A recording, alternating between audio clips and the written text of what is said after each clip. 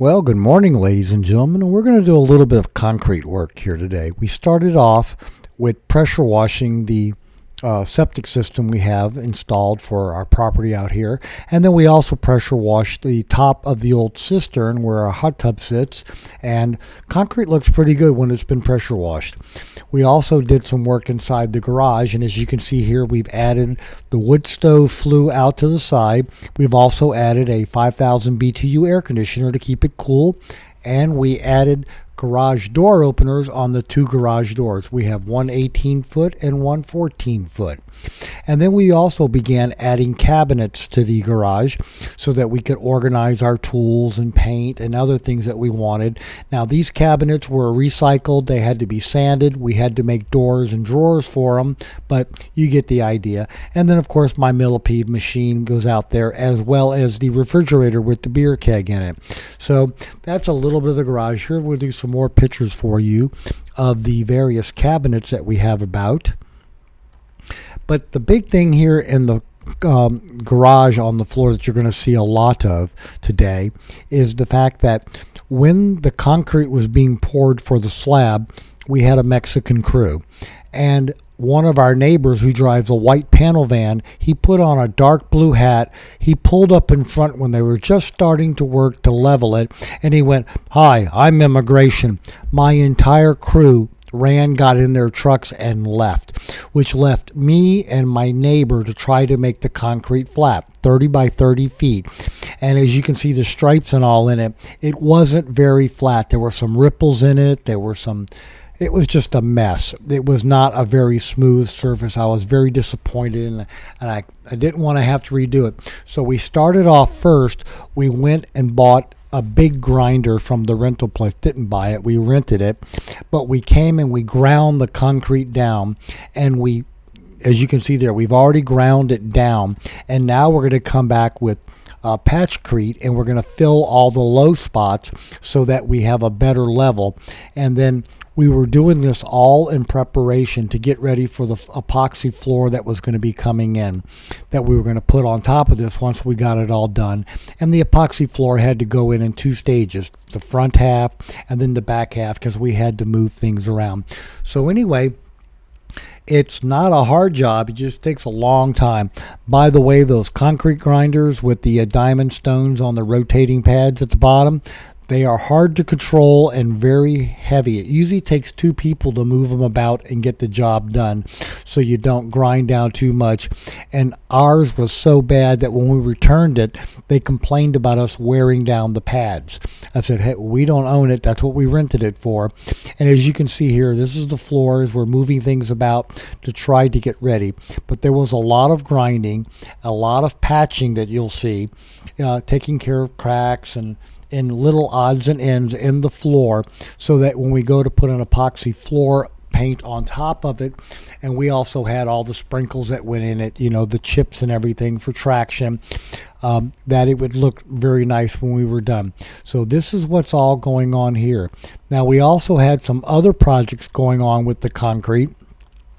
Not only were we having sanding it down and getting it level for, again, the epoxy paint to come, but we were also building forms on the outside of the garage on one side so that we could put a 10-foot lean-to on the side of the garage. It's not going to have the climate control this had, but we wanted a place for like the lawnmowers and other outdoor vehicles and our yard and garden tools. And as you can see here, this is the patchcrete going in. And as you can see here, it's going into the low spots. And what you normally do with it is you push it in as hard as you can. You trowel it off. And then, like I said, again, when we were finished all this, we were going to come back with a very quick grind on top of it so that it would not be an issue for us.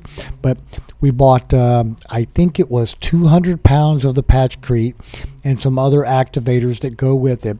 We did all the patching, we did all the grinding, and you'll have a lot of dust. So you're going to want to wear, for one thing, you're going to want to wear a mask. And in my particular case, I was wearing a respirator just to be extra safe.